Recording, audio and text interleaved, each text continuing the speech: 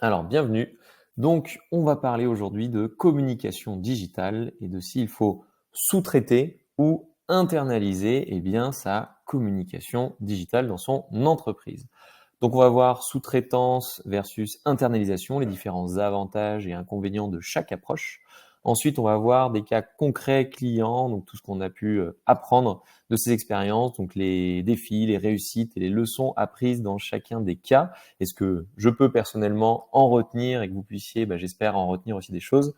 Tous les outils et ressources qu'on peut utiliser pour justement mieux internaliser, mieux externaliser ces différentes tâches et pouvoir monter potentiellement en compétence sur ces différents sujets. Alors, qui suis-je? Eh bien, votre marin présentateur du jour, c'est moi-même, Julien Deromo. Je suis le capitaine de l'agence WordPress Piloting qui est située à Lyon. Mon gâteau préféré, c'est la galette des rois et vous avez mes coordonnées. N'hésitez pas à m'ajouter sur LinkedIn si jamais nous ne sommes pas encore en contact. Alors, on attaque tout de suite avec le sujet de la sous-traitance et de l'internalisation. On va voir les avantages et les inconvénients de chaque approche. Alors, il y en a plein. Donc, j'ai déjà mis quelques différents exemples et le but, c'est de pouvoir vous donner tout ça directement.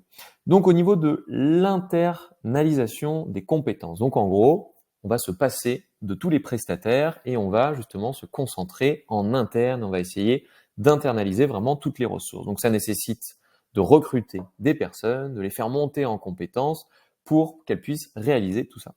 Donc au niveau des avantages, on aura les compétences en interne. On va créer ce qu'on appelle un actif puisque toutes ces personnes-là vont pouvoir maîtriser les différentes stratégies de communication digitale dans votre boîte. Donc quand on parle de communication digitale, il va y avoir le site internet, on va retrouver par exemple la gestion des réseaux sociaux, on va retrouver le référencement naturel, on va retrouver aussi tout ce qui est lié à la publicité, à la création de contenu, à l'emailing, le marketing automation, ainsi de suite. Il existe tellement de choses qu'on peut faire sur le digital. Mais en tout cas, voilà, vous avez décidé, si on est en stratégie totale d'internalisation, d'avoir toutes les ressources et toutes les compétences vraiment en interne.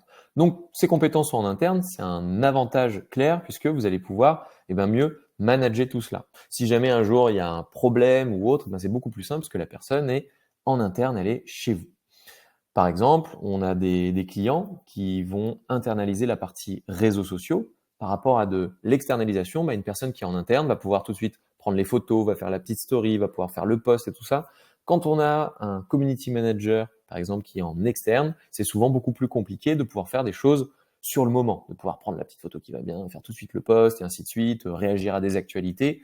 Voilà, quand c'est totalement externalisé, souvent c'est un peu plus compliqué. Donc en interne, on est beaucoup plus réactif, on est beaucoup plus, entre guillemets, productif, on a plus de temps disponible pour réaliser cette tâche. Bien entendu, le budget est maîtrisé, puisque en dehors, on va dire, du salaire de la personne qui va s'occuper de ça, ou des personnes qui vont s'occuper de ça, et potentiellement du prix des outils, du prix des publicités que vous allez faire, vous allez maîtriser tout ce budget-là. Et ça coûtera forcément toujours au temps passé, on va dire à l'heure, moins cher que si vous externalisez cette ressource. Au niveau des inconvénients, par contre, c'est que ces ressources-là, elles ne seront pas forcément challengées. C'est-à-dire que vous, si en tant que manager, vous avez plusieurs personnes qui s'occupent du marketing dans votre boîte, mais que vous ne connaissez pas vous-même le marketing, que vous ne connaissez pas vous-même la communication digitale, ou en tout cas que vous ne vous y intéressez pas des masses, ça va être compliqué potentiellement de bien challenger vos ressources humaines et de pouvoir les faire monter en compétences et faire en sorte qu'elles puissent être toujours au top et de pouvoir les challenger aussi sur les indicateurs clés de performance et sur les statistiques, et ainsi de suite. Il y a aussi potentiellement un risque d'isolement. En gros, si vous êtes dans votre microcosme et ainsi de suite, vous allez faire toujours les mêmes choses et vous n'allez pas forcément vous remettre en question pour pouvoir justement peaufiner, améliorer votre stratégie digitale sur du long terme. Donc potentiellement, petit risque d'isolement si vous ne faites pas de la veille, si vous n'êtes pas alerte sur toutes les actualités qui se passent dans le domaine pour pouvoir améliorer en permanence votre stratégie. Dans les inconvénients aussi, potentiellement, ça prend du temps. Si vous estimez qu'en interne, par exemple, vous avez 10 salariés et que sur ces 10 salariés, vous aimeriez qu'ils soient facturer un maximum, qui réalisent des prestations, ou si vous êtes dans du e-commerce, qui puisse emballer les produits, les envoyer, tout ça, ben forcément, vous allez aussi avoir du temps à y consacrer. Donc, en inconvénient, on va dire, ça prend du temps à des ressources en interne. Ça fait des sujets de discussion, ça fait des réunions à réaliser et tout ça, donc ça prend du temps.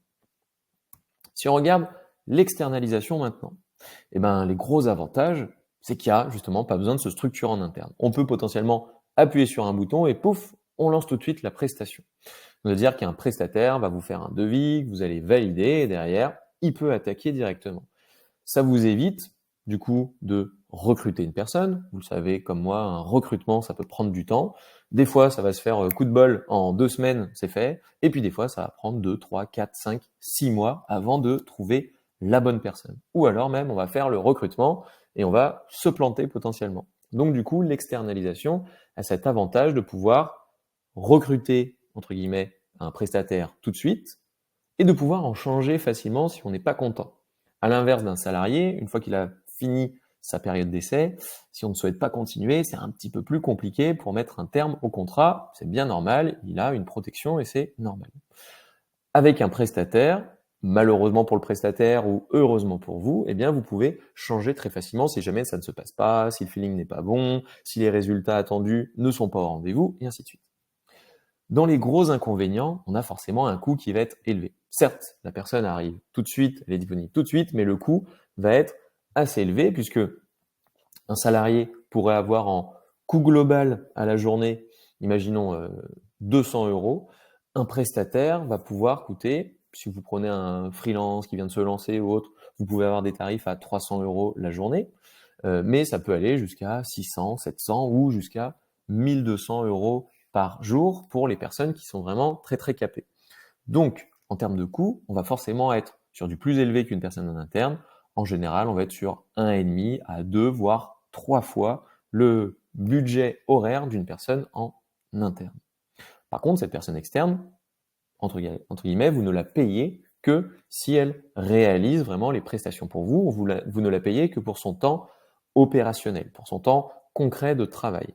Alors qu'une personne en interne, en plus des réunions internes, en plus du temps de veille qu'elle va faire, de la montée en compétences qu'elle va faire sur les outils, tout ça, eh bien c'est du temps qu'elle va passer aussi en interne à monter en compétences, à faire pas mal de choses, à faire de la veille, à faire des réunions, que vous n'avez pas besoin de payer si vous êtes avec une personne en externe. Donc, une fois tout ça pris en compte, une personne en externe coûtera toujours un tout petit peu plus cher, mais peut-être pas tant, puisque on est vraiment sur le temps facturé.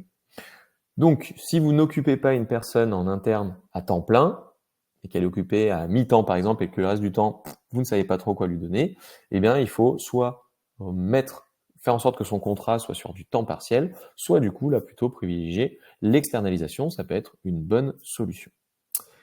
Gros inconvénient, par contre, de l'externalisation, c'est qu'en gros, vous ne créez aucun process. Vous n'allez structurer aucune méthodologie et vous n'allez du coup pas du tout conserver les compétences en interne. Et une fois que vous arrêtez le contrat avec votre prestataire externe, que ce soit un freelance ou une agence, potentiellement, paf, il faut tout recommencer à zéro. Donc ça peut être un gros inconvénient.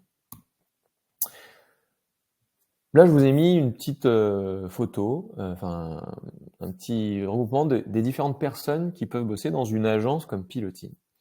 On a les gens à la direction, on a les personnes qui vont s'occuper du web marketing, des personnes à l'avant-vente, des chefs de projet, de la direction artistique, du développement WordPress et ainsi de suite. Tout ça pour vous montrer que, eh bien en fait, pour faire tourner une boîte qui ne s'occupe que de prestations digitales, donc en gros, nous on fait des sites internet, on va faire de l'accompagnement en référencement naturel, en community management ou autre, vraiment que sur la partie formation, accompagnement, on n'est pas prestataire de services dessus. Eh bien, ça demande quand même pas mal de compétences différentes. La compétence community management, référencement naturel pour nos propres besoins chez Piloting, par exemple, ce sont Romain et Choucrou qui la maîtrisent. La compétence de gestion globale du projet, d'intégration des contenus sur le site et ainsi de suite, ça va être plutôt les chefs de projet. La compétence graphique pour faire en sorte que ce qu'on va produire, nos posts sur les réseaux sociaux, nos designs sur le site, nos références clients et ainsi de suite soient toutes belles, nos présentations PowerPoint aussi, eh bien on a des designers. Et pour faire en sorte que tout ça fonctionne, que notre site tourne, on a des développeurs. Donc tout ça pour vous expliquer que si vous voulez internaliser 100%, ça peut demander potentiellement du monde. Du coup, c'est pour ça qu'en général, une structuration d'un pôle digital, comme on pourrait le retrouver ici, s'adresse en général plutôt à des grosses boîtes, enfin voire même des très très grosses boîtes, et que pour des PME ou des TPE ou des personnes qui sont solopreneurs, qui viennent de se lancer, bah, c'est compliqué d'internaliser tout ça. Ou alors on le fait moyennement. Donc après, il faut voir en gros avec ces ressources, comment jouer intelligemment avec ces ressources pour pouvoir, eh bien justement, réaliser correctement toute la stratégie de communication digitale que vous souhaitez mettre en place. Donc, on va voir tout de suite des cas concrets de clients où je vais vous expliquer le contexte et du coup l'incidence que ça a pu avoir ou le résultat que cela a pu avoir. Cas numéro 1, c'est le cas d'un client qui va externaliser complètement. Je commence par les sites internet et après je parlerai de web marketing et ainsi de suite. Cas d'un client qui externalise complètement la création de son site sans connaître le sujet et sans vouloir s'y intéresser. Alors, on a eu même plusieurs cas. On a le cas d'un tout petit client qui veut du coup tout externaliser, qui dit en gros, moi, ça m'intéresse pas, je veux juste un site internet et en gros, voilà, mettez-moi en ligne un site internet et puis basta. Donc ça, c'est le petit client. Pour lui, en gros, il y a de fortes chances que ça se passe bien. Qu'il passe par un freelance, une agence ou autre, il aura juste pas les mêmes résultats, peut-être en termes de qualité ou autre, en fonction de la connaissance, de l'expérience de la personne qu'il a en face de lui, mais ça va bien se passer s'il n'a pas de grosses ambitions sur son site internet. C'est-à-dire, il va mettre avec, je sais pas, des personnes en freelance qui viennent de commencer 1000, 2000 euros. S'il passe par une agence un peu capée, il va mettre peut-être jusqu'à 10, 15 000 euros. Et il veut vraiment pas s'en occuper, il veut même pas s'y intéresser, il veut juste qu'il y ait un site en ligne, il veut une belle carte de visite en ligne. Là, il y a de fortes chances que ça fonctionne puisqu'il n'a pas de grosses attentes. Par contre, si la personne veut pas s'en occuper, qu'elle s'est pas intéressée au sujet et qu'elle a de grosses attentes sur son site en mode j'aimerais bien que mon site me génère 10, 20, 30 leads par mois et si jamais ça marche pas en termes de retour sur investissement, en termes de chiffre d'affaires, bah, je suis pas content, et ben là, c'est sûr et certain que ce client ira directement dans le mur. Donc que ce soit un petit, un gros ou un moyen client, s'il ne connaît rien au sujet, qu'il ne veut pas s'y intéresser, qu'il se décharge totalement sur le prestataire en ayant en plus de grosses attentes et un gros objectif, c'est sûr et certain qu'il ira dans le mur. Donc voilà, cas client numéro 1 qui externalise tout sur la partie création de site ou même n'importe quoi et qui n'y connaît rien et qui ne veut pas s'y intéresser mais qui a de grosses attentes, c'est foutu pour lui. Par contre, s'il n'a pas beaucoup d'attentes et qu'il veut juste une petite carte de visite en ligne, là, il y a de fortes chances que ça marche parce qu'en fait, son niveau d'exigence sera moindre. Pourquoi ça ne marche pas dans ce cas, quand une personne a de grosses attentes? Parce qu'en fait, le fait de ne pas s'y intéresser, le fait de ne pas connaître le sujet, ça veut dire que dès le début, la stratégie du projet va forcément pas être, va pas coller avec les vrais besoins. En gros, notre client, il a des choses en tête, il veut des clients, il veut qu'il y ait une image de marque de ouf, il veut qu'il y ait un design super chouette, génial, je sais pas quoi, mais vu qu'il ne s'y intéresse pas, le cahier des charges, enfin le brief initial ne sera pas bon. Du coup, le cahier des charges ne sera pas bon parce que le prestataire va essayer de faire un cahier des charges plutôt pas mal, va mettre en gros ce qu'il pense mettre sur le site. Le client, vu qu'il en a rien à cirer, entre guillemets, qu'il n'a pas de temps à y passer, il va le valider très rapidement. Et en fait, il va pas prendre le temps de le lire. Du coup, il va pas être challengé sur sa proposition. Donc, du coup, le résultat final ne lui conviendra absolument pas. Parce qu'il n'y a pas toute la structuration initiale du projet, il n'y a pas toute la réflexion nécessaire pour réussir ce type de projet quand on a des ambitions assez élevées. Cas numéro 2. Un client qui va internaliser complètement la création de son site sans connaître le sujet et sans vouloir s'y intéresser. Alors, comment réussir à faire ça quand on ne connaît pas le sujet, qu'on ne veut pas s'y intéresser? Eh bien, c'est en passant par des plateformes prêtes à l'emploi. On peut citer par exemple Wix, on peut citer Jimdo, on peut citer même WordPress avec Elementor en utilisant un hébergeur qui permet tout de suite d'avoir son site WordPress installé avec Elementor directement prêt à l'emploi. Eh bien, dans ce cas numéro 2, ce client qui internalise complètement sa création de site sans vouloir s'y intéresser et sans connaître le sujet, eh ben, il va soit y passer énormément de temps, il va passer vraiment beaucoup de temps, pour un résultat vraiment pas foufou. J'accompagne régulièrement des entrepreneurs qui viennent de démarrer l'activité ou qui sont seuls ou ainsi de suite, qui sont entre guillemets un petit peu isolés, qui n'ont pas les bons accompagnements sur la partie stratégie digitale, et ben, le résultat honnêtement est pas top. C'est-à-dire que le site ne va pas valoriser une belle image de marque, il ne va pas du tout mettre en avant les produits, il sera pas du tout référencé sur les moteurs de recherche, donc aucun référencement naturel. Donc en fait, tout cet effort qui a été fourni par ce dirigeant ou cette dirigeante qui ne connaît rien au sujet, qui veut pas trop s'y intéresser, qui veut mettre en ligne quand même quelque chose, eh ben ça sera un petit peu voué à l'échec aussi. Les raisons derrière, c'est que pareil, vu qu'il y a une méconnaissance du sujet, bah, il va y passer en fait trop de temps et surtout le résultat à la fin ne sera pas bon du tout. Donc du coup, bah, autant en fait faire soit un site vraiment très très très très simple, soit ne pas faire de site du tout, puisque bah, autant ne pas perdre de temps, puisque ce site internet, personne ne va aller dessus, ou si quelqu'un va dessus, vu que le site est vraiment pas top du tout, eh ben il ne va pas valoriser la bonne image de marque. Donc il faut s'en tenir peut-être à bah, des posts, enfin pas des posts, mais plutôt vaut mieux avoir un bon profil LinkedIn, un bon profil Instagram que d'avoir un mauvais site internet. Donc dans ce cas-là, eh bien ça vaut pas le coup d'y aller non plus. Cas numéro 3. Le client qui prend un designer alors qu'il sait absolument ce qu'il veut. Là, c'est très dangereux. Ça nous est arrivé sur un client qui était un brocanteur. Donc du coup, c'est-à-dire qu'il avait une brocante à Lyon. Et en fait, ce client nous a acheté, entre guillemets, une prestation de site internet avec un web design sur mesure assez poussé avec le développement du site, tout ça. En termes de budget, c'était à l'époque, on n'était pas très très cher. Mais tout ça pour vous dire que vraiment, on n'était pas cher du tout. Et ce client, en fait, le projet a pris un temps de dingue parce qu'il souhaitait vraiment déléguer cette partie-là, externaliser, alors qu'en fait, il savait exactement ce qu'il voulait. Il avait des attentes très très très pointues en design qui n'étaient pas du tout de notre goût et il avait des goûts assez chelous. Donc en gros, on a un client qui externalise la prestation, mais en fait, qui veut pas trop l'externaliser parce qu'il sait exactement ce qu'il veut. Pas forcément.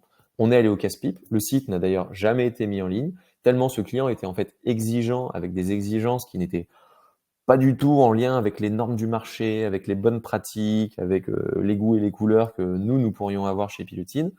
Et du coup, bah, c'était il y a 6 ans. Et depuis 6 ans, en fait, ce client n'a juste jamais refait son site internet. Donc, il y a toujours un vieux site qui est en ligne depuis, je pense, 15 ans. Donc, en fait, le site, il est plus du tout à jour, il est plus optimisé en référencement naturel, tout ça, tout ça, tout ça. Et en fait, ce client avait une fille qui était elle-même designeuse, et en gros, à chaque fois qu'on lui soumettait des éléments de design, il refusait tout en disant ah non mais ma fille m'a dit qu'il fallait faire comme ci, ma fille m'a dit qu'il fallait faire comme ça, et au final, eh bien du coup, on a nous de notre côté perdu énormément de temps et au final remboursé le client parce qu'il ne savait pas ce qu'il voulait, et lui de son côté, son site n'a jamais été livré. Donc là, à retenir, si vous externalisez, si vous êtes dans le cas de ce client-là et que vous externalisez eh bien, quelque chose, faites confiance, en gros, à votre prestataire, sinon il y a de fortes chances que vous n'arriviez jamais jusqu'au bout du projet.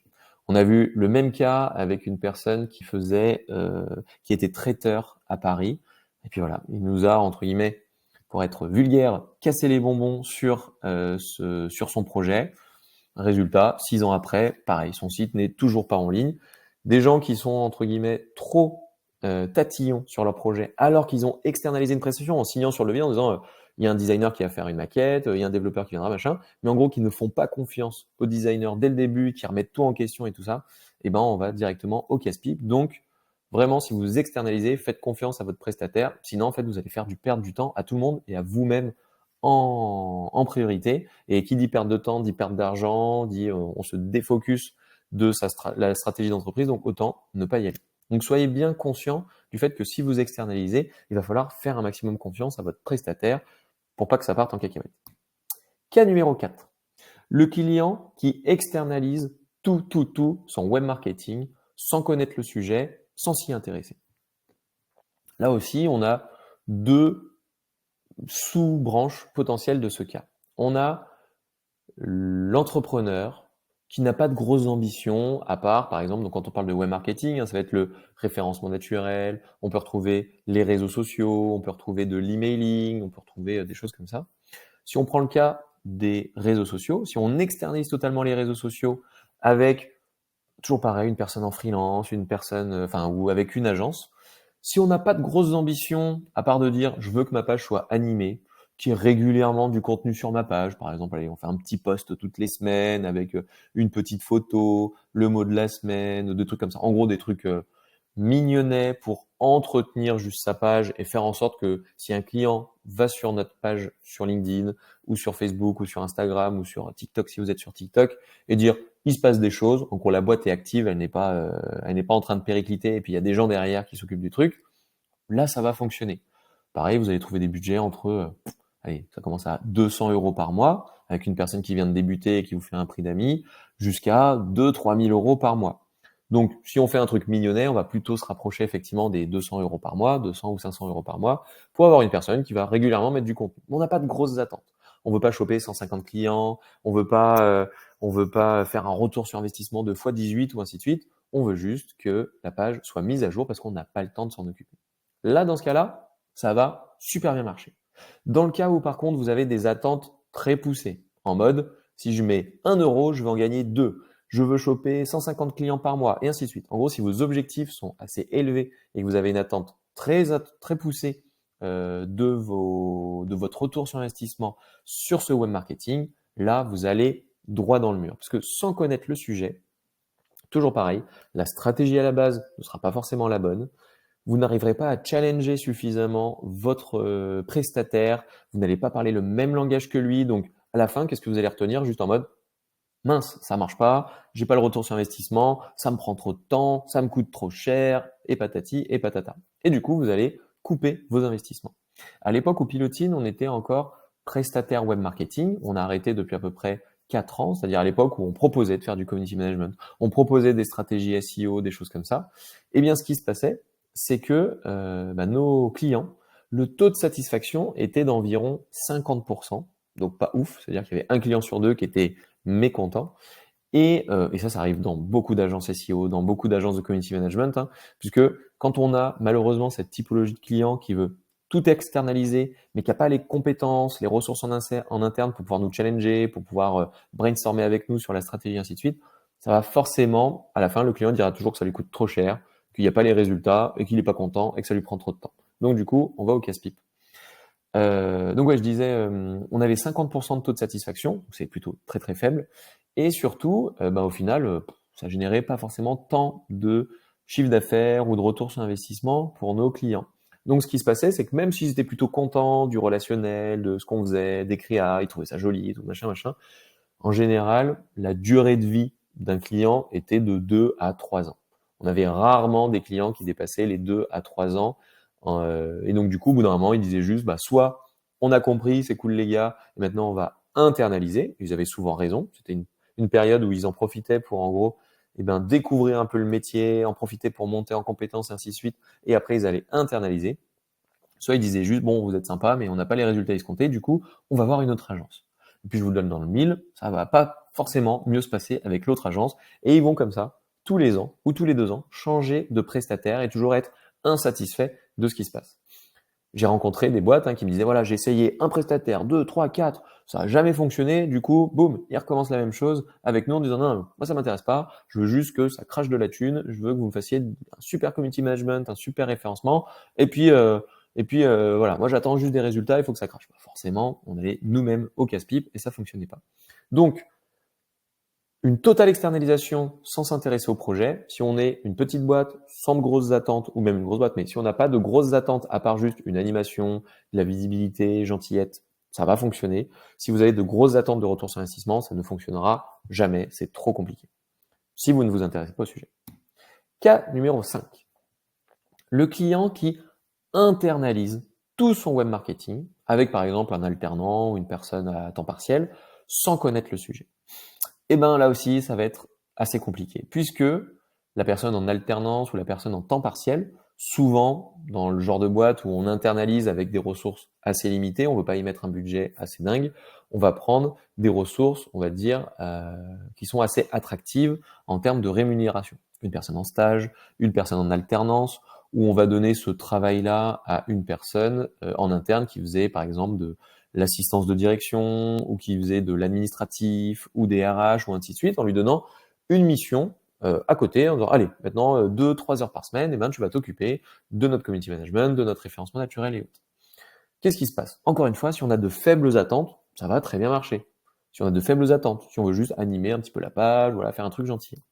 Par contre, si on a de grosses ambitions, bah, qu'est-ce qui se passe? Vu que nous, en tant que dirigeants ou en tant que responsables de la business unit, on ne s'intéresse pas au sujet, eh bien, on n'arrivera pas à challenger suffisamment la personne en stage ou en alternance ou cette personne en temps partiel. Donc, du coup, cette personne-là va se sentir un peu isolée, elle va dire, bon, bah voilà, il n'y a jamais personne qui m'explique un peu comment ça marche, j'ai pas de retour d'expérience du terrain, je sais pas exactement comment ça fonctionne. Cette personne pourra faire de la veille, mais sa veille restera limitée et elle sera pas challengée par l'extérieur. Elle aura pas trop d'objectifs. Enfin, du coup, ça va être compliqué qu'elle atteigne ces objectifs-là. Parce que soit les objectifs seront sous-estimés, soit surestimés. Parce que vu que son manager ne maîtrise pas le sujet, bah, ça va être compliqué de la challenger, de la motiver. Donc même en général, la personne en stage ou en alternance, quand elle repartira pas avec un super avis, pas forcément de l'entreprise, mais de son expérience, en disant bah voilà, j'ai eu l'impression de perdre un petit peu du temps, j'ai eu l'impression de patauger un peu dans la semoule, et du coup à la fin, bah, voilà, il reste pas grand chose. Donc du coup, voilà, dans ce cas numéro 5, si on a de faibles exigences, que la personne est sympa et qu'on fait des points avec elle régulièrement, mais voilà, qu'on a de faibles exigences, ça va fonctionner. Si on attend du retour sur investissement et ainsi de suite, ça ne marchera pas non plus parce que la personne ne sera pas en capacité de délivrer ce qu'il faut et ne sera pas suffisamment challengée pour le faire. Cas numéro 6. Ah, là, ça devient intéressant. Le client qui internalise tout son web marketing en étant monté en compétence sur le sujet. Donc, en gros, ça va être un dirigeant, une dirigeante ou un manager ou une manageuse qui va, en amont de l'internalisation de ses compétences, eh bien, monter elle-même en compétences. Donc, la personne va faire de la veille, elle va se former, pourquoi pas, elle va réaliser les actions elle-même avant de le déléguer, histoire d'avoir un niveau de compétence assez élevé. Là, en général, dans ce cas-là, on ne va pas se satisfaire de petits objectifs. Quand on est monté en compétence et qu'on décide d'internaliser la ressource, là, on n'y va pas de main morte. Le but du jeu, eh bien, c'est de pouvoir rentabiliser cette action-là, d'avoir des résultats concrets en termes de références naturelles, de web marketing, de réseaux sociaux, tout ça, d'avoir de la visibilité, de générer des leads et de pouvoir transformer ces leads en clients.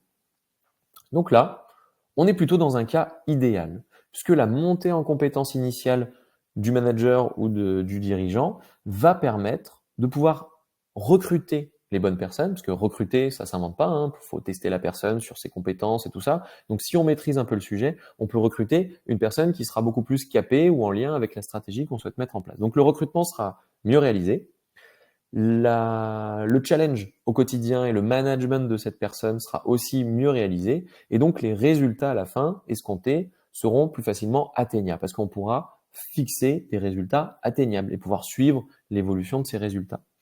Donc voilà, le client qui est monté en compétence, enfin le client ou le manager qui est monté en compétence et qui va recruter le ou les bonnes personnes, enfin là où les bonnes personnes et pouvoir les faire monter en compétence, les faire évoluer tout ça, c'est pas mal. Donc là, ça nécessite de se faire former ou de se faire accompagner, coacher, et ainsi de suite pour que ça puisse fonctionner. Alors c'est la même chose pour le client qui va externaliser. C'est vrai que je ne l'ai pas mis, mais on aurait pu mettre un cas numéro 7. C'est le client qui va externaliser tout son web marketing, mais en étant aussi monté en compétence sur le sujet. Là, ça peut fonctionner aussi, parce que si la personne est suffisamment compétente, par exemple sur les réseaux sociaux, eh bien, va pouvoir faire le bon cahier des charges, faire le bon brief, trouver le bon prestataire, et ensuite challenger régulièrement ce prestataire pour justement faire en sorte que les résultats escomptés soient en lien avec les objectifs qu'on s'était fixés initialement.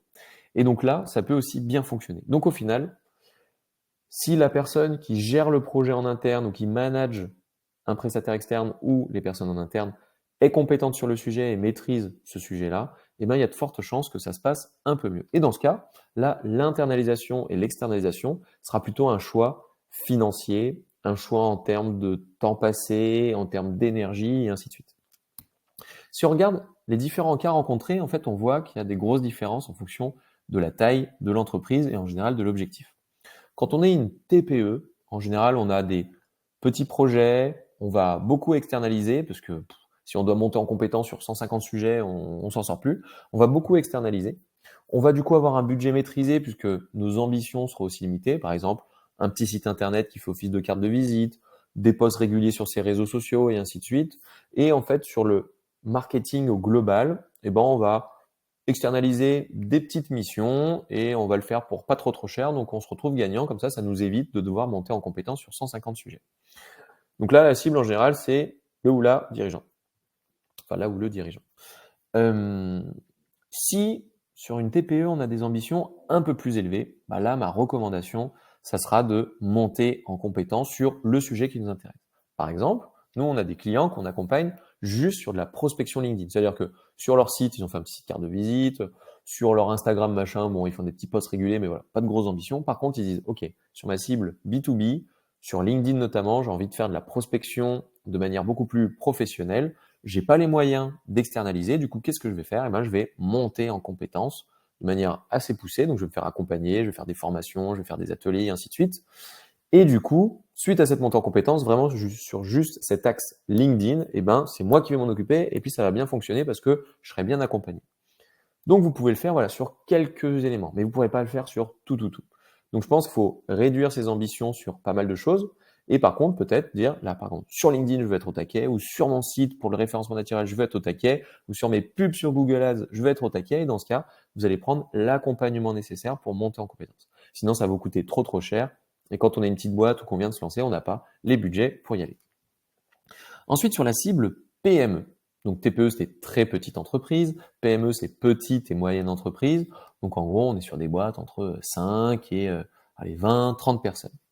Sur la PME, peut-être entre 10 et 30 personnes. Sur cette PME, en général, on va réussir à internaliser au moins une compétence d'assistance marketing. Là, on va avoir quand même des beaux projets de développement pour l'entreprise. On souhaite avoir plus de visibilité, trouver plus de clients, générer plus de leads qu'on va transférer en clients et ainsi de suite. Donc, on va avoir des projets de développement pour la boîte et le digital va nous aider à structurer ces projets de développement. On va commencer à avoir une connaissance interne qui est peut-être limitée, mais un début de connaissance interne. On va avoir un budget quand même disponible qui est plus élevé que quand on est une TPE et surtout, on va commencer à attendre du retour sur investissement.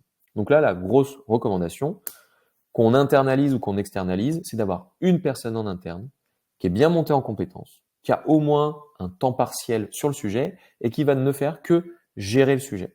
Soit gérer le sujet avec d'autres ressources en interne, par exemple, une personne en CDI qui passe la moitié de son temps à gérer les projets marketing et qui va se faire accompagner par une personne en stage ou une personne en alternance. Là, ça va fonctionner parce que notre stagiaire ou notre alternant va être challengé, accompagné et managé par une personne en interne. Et en général, dans la PME, on va externaliser encore pas mal de choses. Mais au moins, on aura une personne en interne qui maîtrise tout ça. Souvent, le site internet va être externalisé. La gestion au quotidien, après, elle sera internalisée, mais la création initiale sera externalisée. On va externaliser souvent la mise en place du référencement naturel, la stratégie des réseaux sociaux, par exemple, tout ça. Par contre, après, pour les faire tourner de manière régulière, là, vous avez tout intérêt, si vous êtes une PME, à internaliser ces ressources-là, que ce soit des ressources, en mode peut-être stage, alternance ou du temps partiel pour commencer, mais ça vaut le coup de commencer à internaliser. Comme ça, vous allez capitaliser en interne, vous allez optimiser vos process et au final, sur du long terme, ça vous coûtera de moins en moins cher. Si on prend la version ETI maintenant, ETI, ça veut dire entreprise de taille intermédiaire. Là, on va retrouver les boîtes, à partir de être entre 100 et jusqu'à 1000, 2000 personnes. Je crois que ça va même jusqu'à 5000. Mais bon, on va dire entre 100 et 1000 personnes, on est une ETI, une entreprise de taille intermédiaire. Donc là, pour nous, le digital va commencer à représenter un projet sacrément structurant. On va avoir une grosse gestion, une bonne gestion en interne. On va pouvoir externaliser aussi, mais on aura une externalisation très maîtrisée seulement sur les sujets qu'on ne veut pas gérer en interne. Et on va avoir de grosses ambitions de retour sur investissement. Et là, qu'est-ce qui se passe? En général, on a une ou un directeur marketing, responsable marketing. On a vraiment une personne qui a un temps plein dédié à la gestion du marketing et du digital dans la boîte. Cette personne-là, elle peut faire en monter en compétence d'autres personnes. Elle peut manager d'autres personnes, et ainsi de suite. Donc, en général, dans les ETI, on va décider de n'externaliser que les éléments, ce qu'on appelle one shot. Par exemple, si on a un site internet à faire corporate, on va l'externaliser. Par contre, si on a une galaxie, parce que par exemple, on a un groupe avec 150 filiales et qu'on doit faire 150 sites, là, on va se dire, OK, je vais internaliser la ressource parce que je vais faire la même chose 150 fois. Par contre, si on n'en a qu'un à faire, on va l'externaliser. Par contre, la gestion des réseaux sociaux, le référencement naturel, l'emailing, la gestion du CRM, du marketing automation, ça, ce sont des actions quotidiennes, régulières qu'il faut mener, voire hebdomadaires ou mensuelles, mais on va avoir une grosse régularité. Du coup, là, on a besoin que là où le responsable marketing ou directeur marketing puisse créer une équipe dédiée qui va en interne gérer ces sujets-là parce qu'on est sur des sujets structurants. Par contre, ça va être nécessaire de se faire challenger un petit peu par des éléments externes. Donc, ça peut être prendre du consulting, ça peut être faire régulièrement des formations de montée en compétences et ainsi de suite. Afin de pouvoir internaliser correctement les ressources, manager correctement les ressources et d'avoir une montée en compétences régulière pour rester au courant de ce qui se passe, rester en veille et pouvoir être toujours au top sur ce qui se fait de mieux sur le digital pour tenir les objectifs assez ambitieux de cette ETI. Par exemple, chez Pilotine, nous, on est dans la case PME. Bon, après, ça reste notre métier. Donc, on va dire, on est dans la case PME, mais ça ressemble plus à la structuration d'une ETI pour le pôle digital. C'est-à-dire que nous, en interne, on a une personne qui avait commencé en alternance, par exemple, qui s'occupait du référencement naturel. Coup de bol, c'était moi le manager. Et moi, en tant que manager, je m'y connaissais en référencement naturel parce que ça faisait déjà... Donc, par exemple, la personne qui s'occupe du référencement naturel chez nous, il s'appelle Choucrou. Il a fait 2 ans d'alternance chez nous avant de basculer en CDI. Moi, j'ai pu aider Choucrou, j'ai pu aider sa montée en compétence, j'ai pu le challenger, on a pu fixer ensemble des objectifs et tout ça, parce que moi, je faisais déjà ça depuis 12 ans déjà. Donc du coup, j'avais la maturité et la connaissance nécessaire du métier même de référencement naturel, par exemple, pour le faire. Choucrou, il s'occupe aussi de notre marketing automation et maintenant aussi, il nous aide sur la partie CRM avec HubSpot. On a une autre personne, Romain par exemple, qui est en alternance chez nous et qui s'occupe de la partie community management.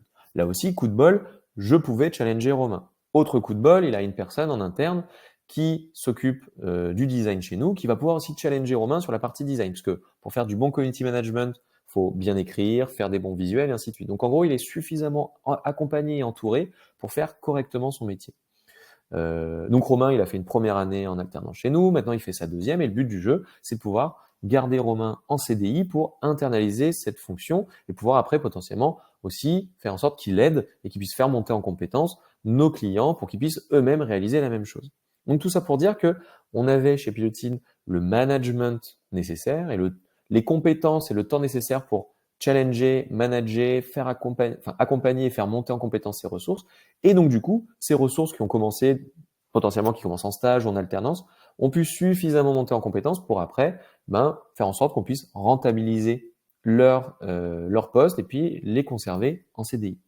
Donc voilà une méthode que vous pourriez utiliser aussi dans votre propre boîte, si vous êtes sur la case PME ou ETI. Mais du coup, ça nécessite de vraiment avoir un manager qui maîtrise le sujet, qui est monté en compétence. Donc ça nécessite de la formation ou un coaching ou des ateliers qui vont permettre de structurer la stratégie avant de pouvoir l'internaliser.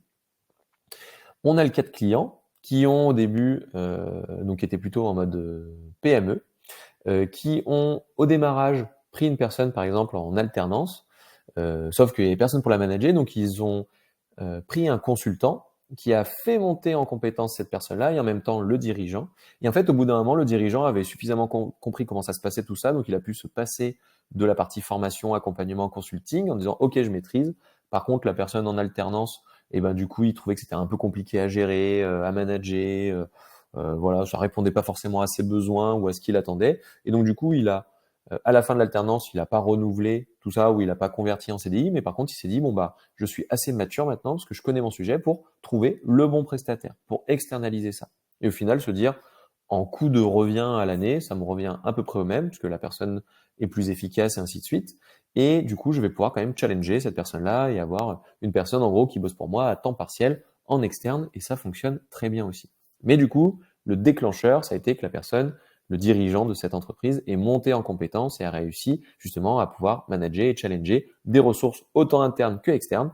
Après, lui, il a fait le choix de l'externe en disant, bon, ça reste pas mon métier en interne, j'ai un peu moins de temps à y consacrer, mais je veux être challengé par une boîte extérieure, et bien ça marche très bien aussi. En termes de budget, il faut prévoir un budget un tout petit peu plus élevé, mais ça fonctionne et ça prend moins de temps à gérer au quotidien. Ok, On va voir des outils et ressources pour pouvoir aller un peu plus loin dans ce que je vous ai dit. Alors, je vais parler de ce qu'on fait chez Pilotine, parce que c'est le cas que je connais le plus, mais n'hésitez pas à regarder ce qui se passe ailleurs, de regarder ce qui se passe avec des freelances, avec d'autres agences, parce que tout ce que je vais vous montrer existe aussi dans d'autres entreprises. En tout cas, nous, ça, c'est le process qu'on a mis en place pour bien aider nos clients, pour qu'ils puissent en fait réaliser et avoir ce que je vous ai montré qui était le meilleur des deux mondes. C'est-à-dire que le cas idéal, au final, que je vous ai présenté avant, c'est le client qui va à terme internaliser ses ressources ou qui a internalisé un maximum de web marketing, mais qui souhaite se faire accompagner en amont pour monter en compétences, être formé pour après bien gérer son projet. Donc par exemple, nous maintenant, la majorité des projets qu'on fait avec nos clients commencent par une partie de formation et afin de monter en compétence sur référencement naturel, prospection LinkedIn, CRM, marketing automation, pourquoi pas design, pourquoi pas développement de site web et ainsi de suite. Histoire que notre interlocuteur monte en compétence, s'intéresse au sujet et du coup pourra un peu mieux formaliser ses besoins et en tout cas mieux gérer son projet derrière. Ensuite, on va cadrer et co-construire le projet. Donc, c'est-à-dire qu'on va créer le cahier des charges, on va avoir des ateliers qui seront réalisés avec le client. Par exemple, on fait des ateliers arborescence. C'est-à-dire que pendant une demi-journée, on est ensemble et on va co-construire l'arborescence. Forcément, si le client s'y connaît un peu plus, ses retours seront beaucoup plus pertinents que s'il n'y connaît rien du tout. Ce qui se passe quand on a un client qui ne connaît rien du tout, qui ne s'est pas intéressé au sujet, c'est qu'il va nous dire ouais, ok, ça a l'air bien en mode je vous fais confiance, démerdez-vous. Sauf que s'il a des objectifs derrière assez ambitieux, bah, le risque c'est que quand il dit en gros je m'en fiche, allez-y, et ben il valide quelque chose qui est pas forcément la bonne chose. Donc du coup, plus il est formé en amont, plus on fait d'ateliers, on co-construit avec lui, en gros, plus le client discute avec son prestataire, plus le projet après sera fiable, plus on va lui donner du sens. Et le but c'est de donner du sens aux projets digitaux avec cette méthodologie-là. Une fois qu'on a co-construit tout ça et qu'on a fait un beau cahier des charges et que tout le monde est d'accord, après boum, on fait de la création, donc du design, du dev, du machin, pourquoi pas du web marketing. Et pour être très honnête avec vous, si les deux étapes initiales ont été bien réalisées et que tout le monde a bien joué le jeu, après la suite c'est vraiment du gâteau. Inversement, si vous supprimez les deux premières parties et que tout de suite on part dans le développement par exemple de votre site internet, eh ben on est sûr et certain d'aller au casse-pipe parce qu'à la fin la personne dit ah mais non mais j'avais pas du tout ça en tête. On dit, ah ouais mais comment on a pu le deviner quoi, comment on aurait pu le deviner. Donc en se formant, en montant en compétences, en participant avec le prestataire à co-construire le projet, à la fin le projet pouf ça déroule et puis derrière il fonctionne bien, tout le monde se l'approprie, le web marketing fonctionne bien et du coup belle visibilité, belle marque employeur, belle image de marque, tout ça. Et derrière après il y a la révision et l'accompagnement.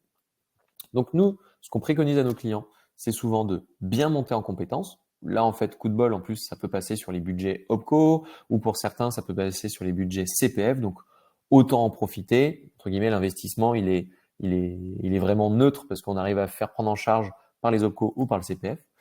Ce qui va en général sous-traiter à fond, ça va être la partie révision et accompagnement du site, parce que c'est une partie technique sur laquelle ils ne souhaitent pas forcément monter en compétences.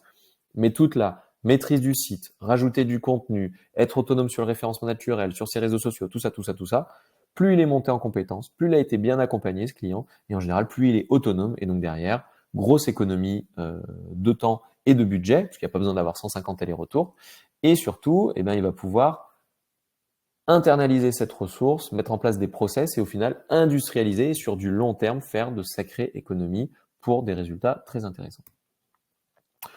Pour la création de l'identité visuelle, c'est un petit peu la même chose. Vous pouvez le faire de votre côté, en tout cas monter en compétences, et ainsi de suite, ou co-construire avec votre prestataire afin d'y arriver. Au niveau des formations, donc du coup, comme je disais, on a des formations qui sont prises en charge. Et pour vous donner un peu des petits tips, on a 4 cas de figure. On a l'entreprise de moins d'un an. Donc, si vous êtes dans le cas de l'entreprise de moins d'un an sans salarié, eh bien, vous avez de l'aide individuelle à la formation jusqu'à 3 000 euros. En général, quand vous êtes auto-entrepreneur, vous avez des budgets de 300 euros par jour sur lesquels vous pouvez justement aller mobiliser des formateurs externes. Donc, en général, il faut participer à des formations en inter-entreprise, c'est-à-dire avec d'autres personnes, mais vous pouvez avoir une prise en charge. Sinon, eh bien, vous pouvez utiliser votre CPF, où vous avez jusqu'à 5 000 euros si vous avez été salarié pendant plusieurs années avant, parce que tous les ans, d'ancienneté de salariat vous permet de cumuler du budget CPF. Et à partir de 5 000, pour le coup, c'est capé. Si vous ne l'utilisez pas, bah, ça reste bloqué à 5 000. Ensuite, pour les entreprises de plus d'1 an avec au moins un salarié, là, vous avez votre plan de formation avec votre OPCO. Donc, c'est entre 1 500 et 6 000 euros par an auquel vous avez le droit. Il faut faire vos demandes avant novembre, puisqu'en général, sur le mois de décembre, il n'y a plus de budget et puis ça recommence l'année suivante. Donc, en gros, vous avez 1 500 à 6 000 euros tous les ans que vous pouvez utiliser. Si vous ne l'utilisez pas, c'est perdu et vous avez de nouveau un budget qui commence l'année suivante. Les entreprises qui veulent internaliser un maximum ou qui veulent bien challenger leurs prestataires vont se former régulièrement tous les ans. Chez Pilotine, on forme nos salariés très régulièrement, tous les ans, pour qu'ils puissent monter en compétences. Monter en compétences sur comment animer un atelier, en référencement naturel, en machin. Même des fois, on les forme sur leur propre métier parce que on aurait pu passer à côté de quelque chose. Ça apporte un nouveau process, ça apporte une nouvelle maturité et les salariés, comme moi-même, on adore toujours apprendre des choses. Donc du coup, je vous invite à faire monter en compétences, à former vos collaborateurs régulièrement ou vous-même, si vous êtes dans une TPE. On a aussi le plan TPE-PME qui est disponible par exemple chez Atlas, où vous pouvez avoir jusqu'à 15 000 euros tous les 2 ans pour justement de la montée en compétences, soit pour vous, soit pour vos collaborateurs. Si vous êtes indépendant, vous avez le fonds d'assurance formation aussi, vous pouvez utiliser le FAF ou toujours le CPF. Et si vous êtes salarié dans une entreprise depuis plusieurs années, ben vous n'avez que le CPF de disponible si vous souhaitez vous-même monter en compétences. Et en général, c'est toujours un deal à faire avec son employeur en disant bah, moi, ça m'intéresse de monter en compétences, ça peut être utile pour l'entreprise aussi, donc allez, on regarde comment on partage tout ça entre les OPCO, le CPF ou que les OPCO et ainsi de suite. À savoir que tout cela ne fonctionne que si vous êtes en relation avec une entreprise qui est certifiée Calliope, qui est une norme de qualité dans le domaine de la formation pour vous accompagner correctement sur la montée en compétences. D'ailleurs, si ça vous intéresse, je peux vous mettre un petit lien. Là, il y a un test d'éligibilité ici que je peux vous mettre dans le chat sur lequel vous pouvez tester justement votre éligibilité au droit à la formation. Eh bien, je pense qu'on est pas mal. Donc, si on doit résumer un petit peu tout ce qui s'est dit, on a effectivement différents cas. Quand on est une TPE, je préconiserais plutôt d'externaliser et de, entre guillemets, avoir des ambitions pas forcément hyper élevées. Et par contre, sur les sujets sur lesquels vous êtes grosses ambitions, de monter en compétences et soit de l'externaliser, soit de l'internaliser, mais pour seulement quelques petits sujets. Quand vous êtes sur une PME, là, tous les sujets vont être intéressants. Donc, je vous invite fortement à internaliser les ressources au moins de management, de gestion et pour challenger soit après des personnes en interne, soit des personnes en externe en externalisant et de faire un mix d'internalisation, d'externalisation, mais de travailler plusieurs sujets en même temps. Et quand vous êtes une ETI, là, je vous invite fortement à internaliser un maximum, à faire monter en compétences régulièrement vos collaborateurs et à structurer un pôle web marketing en interne et à n'externaliser que la mise en place initiale des outils, donc mise en place initiale d'un site internet, mise en place initiale d'un CRM, d'un outil de marketing automation. Par contre, pour la gestion au quotidien, d'internaliser ces ressources et de pouvoir être autonome et de mieux rentabiliser votre action web marketing. Voilà, et ben j'espère que ce webinaire vous a permis d'avoir pas mal d'informations sur comment gérer correctement l'internalisation ou l'externalisation de votre projet de communication digitale. Si jamais vous avez des questions, vous pouvez les mettre dans le chat ou dans les commentaires si vous regardez ce webinaire en replay. Et sinon, je me tiens à votre disposition sur LinkedIn directement. Moi, c'est Julien Deremaux et vous pouvez m'ajouter directement sur LinkedIn et me poser toutes vos questions et c'est avec grand plaisir que je pourrai vous envoyer le lien vers la présentation ou d'autres contenus complémentaires qu'on a pu faire sur toutes les actions web marketing. Je vous souhaite à tous une excellente journée et je vous dis à bientôt. Ciao, ciao.